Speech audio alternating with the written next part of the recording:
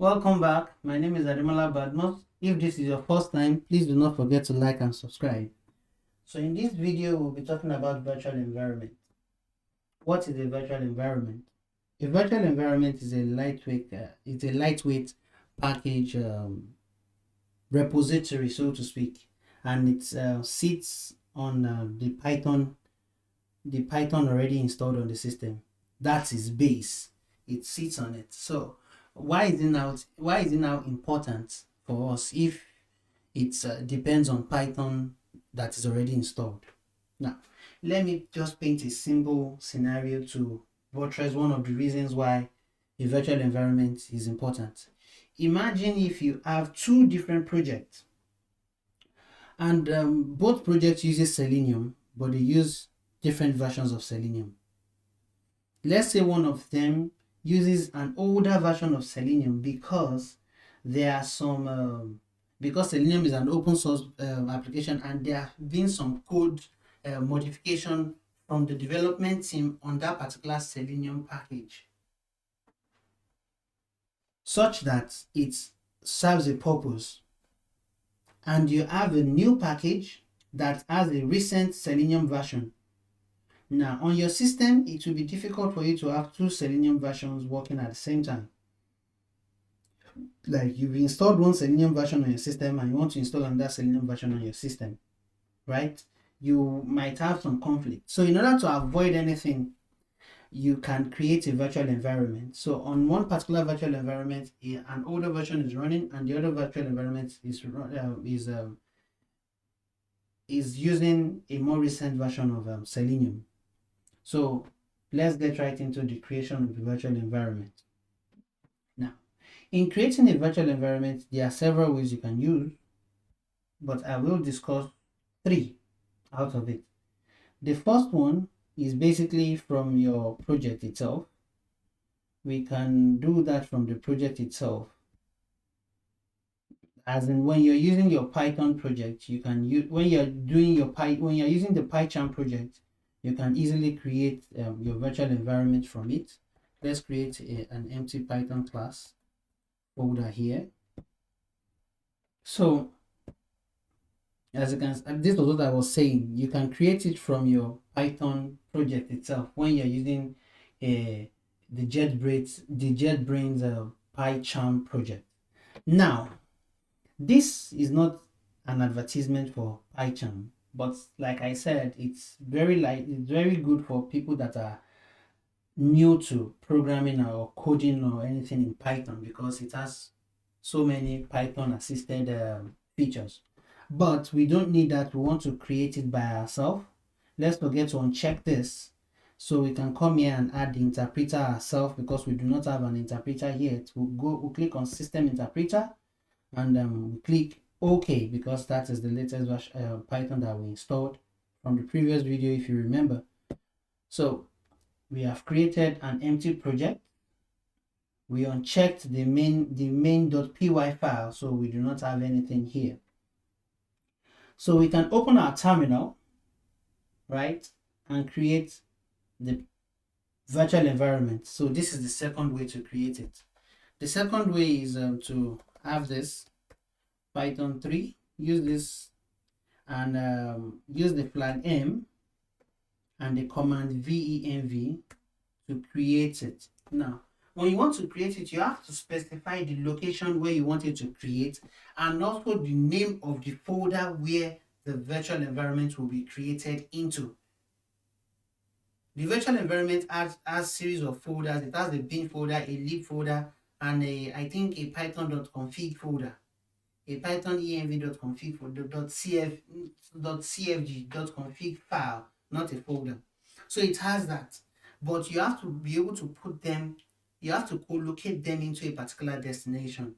So when you're using this command, you type Python 3 flag m, the command venv, and the location where you want that where you want to create the virtual environment. Since we are already inside that file, where we are inside the project that we created, the Python class, we can just represent it with a ./.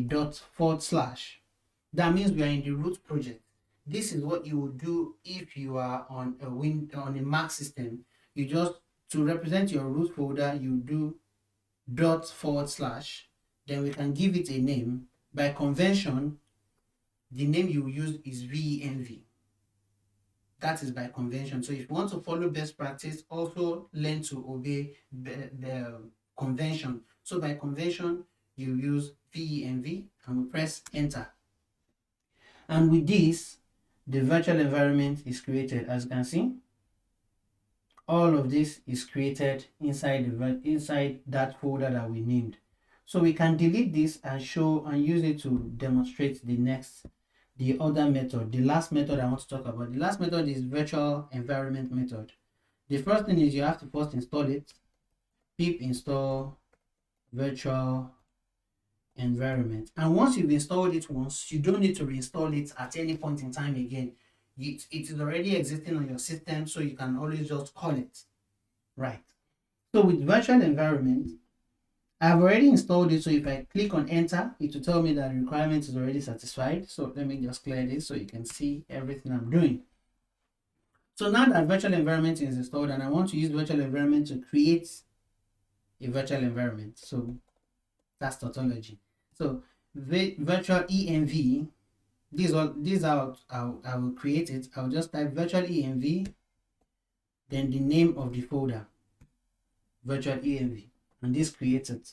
I press enter and it's created. As you can see, it is there already. So now, in order to use this virtual environment, I will need to activate it. Activating it means I am now going to be inside the environment. That is activating. Activating in this case means that I want to gain access into the virtual environment so I can start my installation inside it.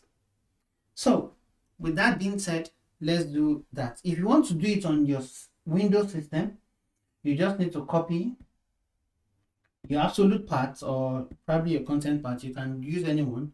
Now, the address separator on the Windows system is a /, but on a Mac system is a /. So on a Windows system, you see something like this: /scripts.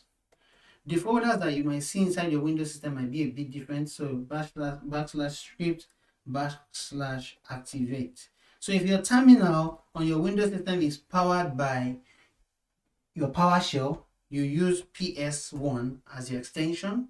If it is powered by your command prompt.exe, you will use a BAT. Okay? So this is what you will use when you are doing that on your Windows system. But for your Mac system, what you would use on your Mac system, let me clear this, is you type source, the name of the folder, which is venv, then bin, and activate. And this would activate it on your Mac system. So now that you've activated it, you will be in this environment, right? And you can begin to use Python inside this environment, right?